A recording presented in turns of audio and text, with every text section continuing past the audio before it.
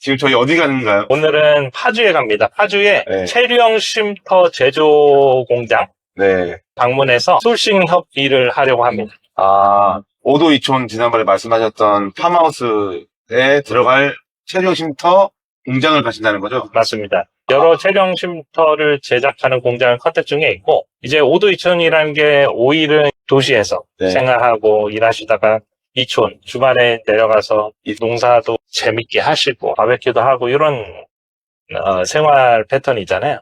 그것을 위해서 저희가 준비한 오도 이촌 상품이 있는데, 그것을 위해서 체류형 쉼터를 소싱하러 오늘 방문하러 가고 있습니다. 근데 지금 밤을 새셨어요.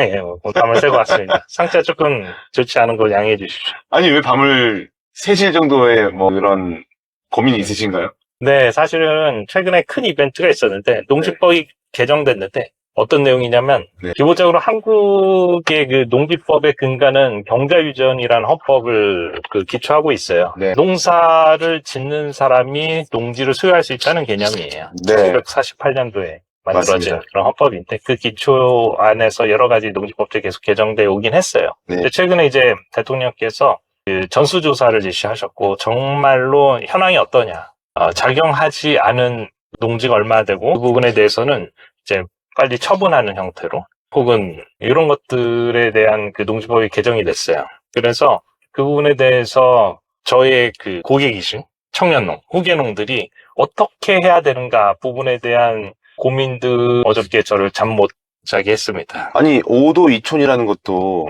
지금 5일 가는 도시에 있고 이틀 가는 귀촌으로 이제 가겠다는 컨셉인데, 그것도 혹시 좀 근간이 흔들리나요? 그것은 좀 별다른 아젠다인 것 같고요. 네. 조금 다른 아젠다이고, 경자유전에 의하면 사실은 임대를 줄 수가 없습니다. 농지를. 나만 한다. 네. 내가 소유한 사람이 작용을 해야 돼요. 임대를 할 거면은 그 농지은행 같은 경우에 위탁해서 임대를 해야 되는데, 네. 농지 임대는 어쨌든 그것을 임대를 해줘야 되기 때문에 아무래도 위치적인 요소도 있을 거고, 그 수요에 맞는 그런 농지여야겠죠. 네. 그리고 또 어쨌든 예산의 한계도 있을 거고요. 그래서 모두 농지은행을 통해서 임대를 하긴 어려운 상황이고, 그래서 그 아름아름 그냥 이렇게 따로 계약 없이 임대를 해주고 있는 게 현실이에요. 아니, 잠시만요. 지금 땅을 빌려서 소작을 해서 돈을 벌어가겠다는 건데, 땅을 빌 수가 없다는 걸로 들리거든요? 그렇게는 못하게 되어 있습니다. 헌법과 법률에 의하면. 이게 사실은 임대가 가능하다는 조항이 있긴 있어요. 네. 133조의 2항에 그런 게 있는 걸로 기억하는데, 그런데 이게 해석이 좀 분분한 거죠. 왜냐면 기본적으로 안 된다. 하지만 얘로 임대한다는 게 써져 있는데, 어떻게 해석하느냐에 따라 달라지는 부분이 있는 것 같습니다. 법률적으로. 그래서 그 계약서 없이 많이들 임대를 해주는 이유는, 만약에 그 임대를 계약을 해버리고 그게 신고가 돼버리면은 이 농지의 소유주가 받을 수 있는 여러 가지 혜택이 있어요. 양도세 절감하는 부분이라든지, 그리고 이제 직불금이라고 이제 여러 가지 농사를 짓는 사람들한테 지원해주는 자금이 있어요. 5년에 최대한 2억 될 겁니다. 네. 어쨌든 이런 자금들을 못 받게 되니까 내가 그렇다고 또 농사를 지을 수는 없는 상황이고, 농지를 소유하고 있으니 사람들과 계약 없이 임대해주는 겁니다. 그리고 나는 직불금과 여러 가지 세제 혜택을 누리는 거죠. 이런 것들의 문제점을 정부에서 인지하고 계시고 해결하려고 하고, 이 방향성은 참 맞다고 생각합니다. 근데 좋은데 그렇게 다 팔라고 하면은 그거를 우리가 다 사줄 수 있냐 이거죠. 농지은행이. 아니, 잠시만요. 진짜 제가 정말 이해가 안 되는 부분이 있는데, 네. 경자유전의 원칙은 뭐 알고는 있어요. 네네. 그런데 지금 최근에 바뀐 농지법 개정이 기존에는 임대가 가능했던 것들이 지금 임대를 하지 말아라고 분명하게 얘기를 하는 거예요. 원래도 안 됐는데 네. 단속을 제대로 진단해서 단속하겠다는 거고요. 지금 농지 작용하지 않고 있는 거 있으면 다 팔아라. 아니면 농지은행에 위탁 임대해라. 네. 근데 농지은행에 위탁 임대를 해라. 네. 그거는 합법적으로 보유할 수 있는 방법이 있는데, 농지은행이 그것을 다 소화하기도 어려울 뿐더러, 네. 그리고 그 정도 수요가 있어 보이지도 않고, 매매 수요도 없고, 네. 그렇다고 위탁 임대를 하기에는 예산적인 문제도 있을 거고요. 그리고 농지은행의 입장도 있을 거잖아요. 사람들이 선호하는 지역이 있을 텐데, 네. 그런 부분들. 농지은행에서 위탁 임대라는 거는 농지은행이 뭐 대신 그거를 수요자에게 임대해주고 그리고 사는 거네요, 그러면? 사는 건 아니고 임대인한테 적절한 보상을 해주고 아, 그럼 중간에서 그 중개인 역할을 하는 거예요? 하는 거죠. 플랫폼 역할을 하는 거구나. 그렇게 하시는데 어쨌든 그것도 여러 가지 것들을 고려해봐야 되고 당장 이게 1년 내 처분해라 한다고 다 처분할 수 있는 것도 아니고 네. 농지은행에 다 업로드하기도 어려울 거란 말이죠. 지금 제가 좀 대표님만큼 이 분야에 대해서 좀 잘 모르기 때문에 다시 한 번 더 제가 한번 정리를 해볼게요. 헌법에 경제유전의 원칙이 있는데 그 경제유전의 원칙은 말 그대로 투기를 근절하기 위해서 어떤 그 권을 가진 국민들이 그 토지에 대한 소유를 균등하게 하기 위한 고르게 하기 위한 그런 의미로 그때 당시에 배경은 네. 사실 소장농 비율이 너무 높았고 네. 당시에 북한 같은 경우는 이미 다 무상몰수 한 다음에 무상분배 그렇게 했었고 당시에 한국은 이제 농사를 짓는 사람만 농지를 소유하게 한 거죠. 네. 그렇게 당시의 시대적 배경하고는 어느 정도 부합하는 부분이 있는데 15년이 지나면서 70년이 훌쩍 넘으면서 많은 상황이 바뀌었어요. 네. 이 많은 분들이 도시로 떠났고 돌아가셨고 상속을 받았어요. 그러니까 내가 더 이상 경쟁을 할 수 없는 상황인데 농지를 보유한 경우들이 있죠. 네. 그것들을 임대를 놓는 게 막혀 있고 농지 은행으로만은 그것이 전국의 그 150만 헥타르의 농지를 정부에서 그거를 굳이 더 단속을 강화해서 그 공고히 하려고 하는 의도나 목적은 뭐예요? 일단은 그 부분을 명확하게 하겠다는 거 진단의 의미겠죠. 네. 현황이 어떻게 되냐. 예전까지 지금까지 전수조사를 한 지는 수십 년이 지났습니다. 제가 네. 알기로는. 네. 수십 년 만에 1970년대 이후에 전수조사를 한 적이 없는 걸로 알고 있는데 네. 싹 조사해서 현황이 어떻게 돼야지 그거에 대한 대응 방안이 생기겠죠. 제가 말씀드린 이런 이슈들도 계실 거고 해결책들을 내놓으시겠죠. 일본 같은 경우에는 이미 이런 것들을 진통을 겪었어요. 네. 거기들은 어떻게 하냐면은 각 지역별로 부지들을 기관들이 있어요. 네. 마치 어떤 기관이 있어서 이 농지들을 싹 모아서 임대해주는 역할을 하는 거죠. 어떤 장목을 누가 기르겠다. 네. 단위로 아주 꼼꼼하게 이 필지에다 다 씁니다. 요거는 딸기, 요건 토마토, 여기는 쌀, 가령 뭐 키로시 상위, 요거는 무슨 상위. 네. 이런 식으로 딱 할당을 아주 꼼꼼하게 해주고 있어요. 그러니까 다운 투 탑으로 올라가는 그런 방식이에요. 네. 다운 방식이라기보다는. 그렇게 해서 실제로 농사 짓고 싶은 분들이 농사를 짓게 하고 소유보다 임대가 훨씬 더 자유롭게 이렇게 해놓은 그런 네. 정책들이 있고 그런 것들 좀 벤치마킹할 필요가 있어 보입니다. 중요한 것은 경제유전의 핵심 메시지는 농지를 잘 이용하기 위한 거거든요. 네. 농사를 짓는 사람을 농지를 잘 이용하게 하도록 하는 거고 경쟁률을 높이려고 하는 거니까 그런 관점에서 보면은 사실은 현재 어차피 임차 비율이 10%를 넘어간 상황에서는 네. 더 많은 분들이 농지를 편하게 임차하고 임대할 수 있도록 네. 이 부분들을 열어주는 게 맞지 않나. 또 사회적 문제 해결에 어떤 그게 생겼네요. 사실은 저희는 후기농 관점에서 자꾸 보고 있는데 이 친구들이 매매하는 것보다 임대하는 게 훨씬 더 유리합니다. 예. 가령 토지가 평당 20만 원이라고 시설 투자비가 평당 55만 원, 총 75만 원이라고 하면 최대 5억 원을 지원받았을 때 666평 정도를 살 수 있어요. 네. 구축할 수 있고요. 네. 그렇게 했을 때 어떤 장목을 기른다고 했을 때 임대를 하면은 그보다 1.5배는 더 빌릴 수 있거든요. 네.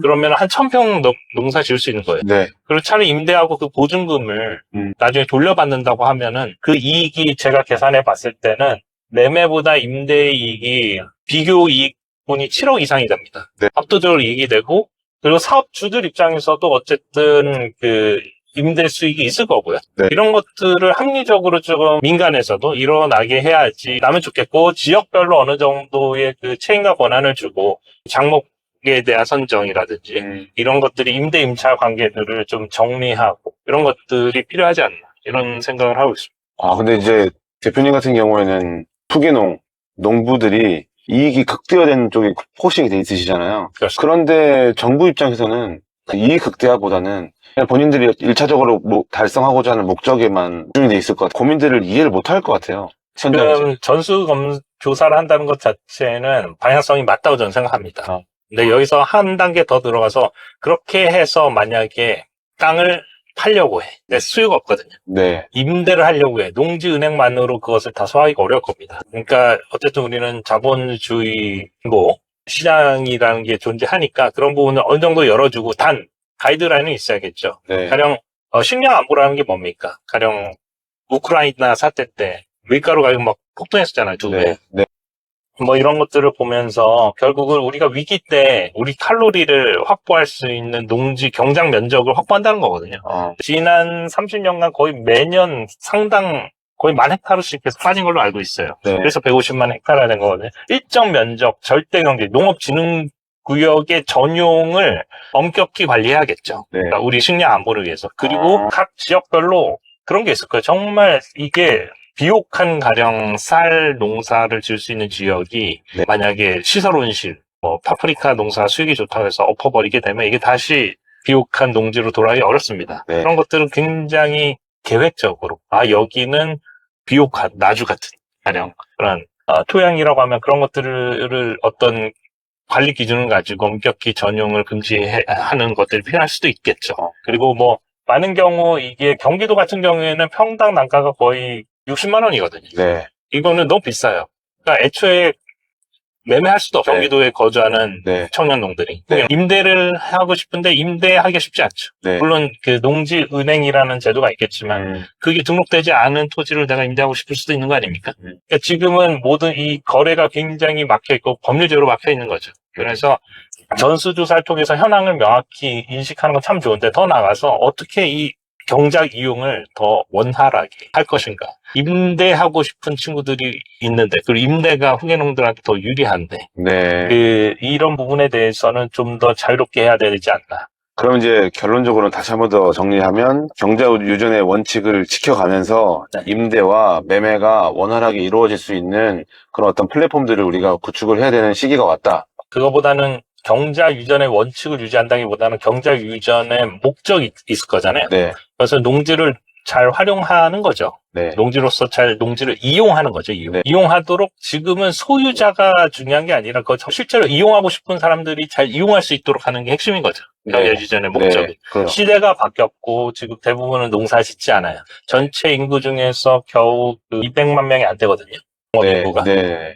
겨우 몇 프로가 지금 농사 짓고 있는 거잖아요. 어쨌든 이 분들 중에서 농지를 소유하지 않은 분들 대다수란 말이에요. 네. 임차하고 있고. 그런데 아까 말씀드린 것처럼 직불제라든지 뭐 세제 혜택 때문에 이분들은 음성적으로 임차를 놓고 있는 게 또 현실이에요. 그리고 네. 이런 걸 잡겠다는 거죠. 실제로 경작하는 분들한테 이게 임차라고 할지라도 그런 직불금 지원이 돌아가는 게 맞고 네. 그런 방향성은 맞다고 저는 생각합니다.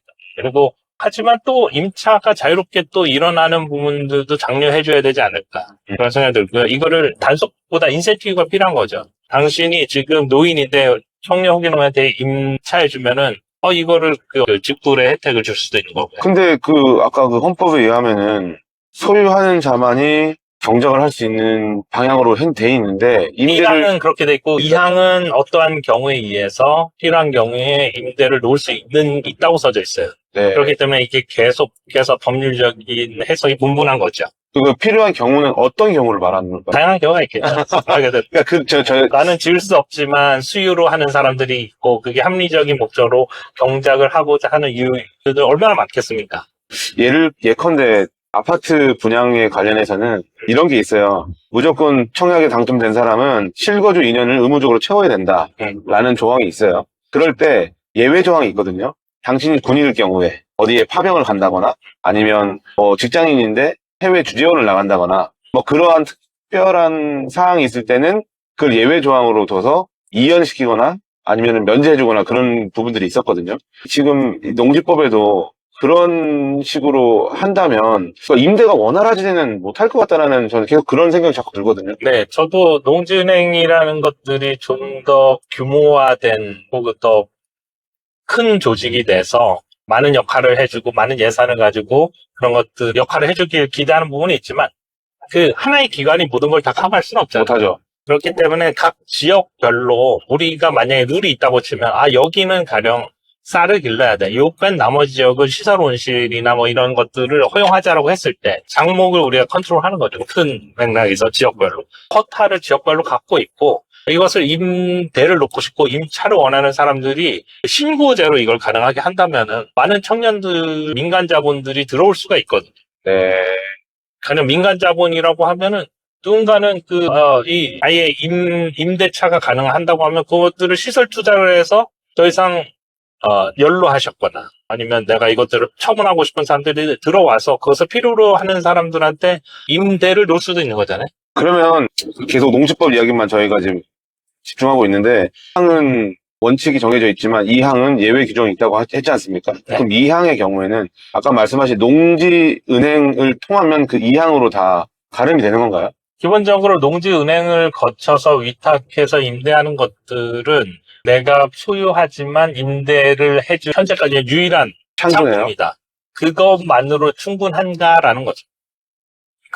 실질적으로 그렇게 됐을 때 임대차가 원활하게 일어날까? 그 농지은행을 목적을 달성시켜주는 또 다른 플랫폼들이 민간 영역에서 나온다면 그거는 정부의 목적도 달성하면서 사실은 플랫폼이라기보다 각 지역에서 할 거잖아요. 지번이 농지들 쫙 있다고 했을 때, 네. 야, 여기는 그냥 그 큰 가이드, 중앙의 가이드 룰에 따라서, 여기는 그냥 쌀농사 져야 되는 곳이야. 네. 옆에 나머지 지역에 대해서 이들이 임대차를 하고 매매를 하는, 임대차 가능하다는 것은 누군가는 이것을 매매할 민간 자본이 들어올 수도 있다는 얘기입니다. 네. 그리고 그 부분에 대해서 청년농들이 내가 원하는 부지들을 임차하게 된다. 그리고 어차피 전용에 대한 제약을 명확히 둬서 그렇게 되면은 이게 투기가 결국은 농지 오르는 게 투기 때문에 그렇거든요. 그렇죠. 이게 전용이 쉽게 되는 경우에 그걸 기대해서 가격이 오르는 겁니다. 기본적인 원리가 네. 그런 거죠. 네. 농지는 어차피 농사져야 될 거니까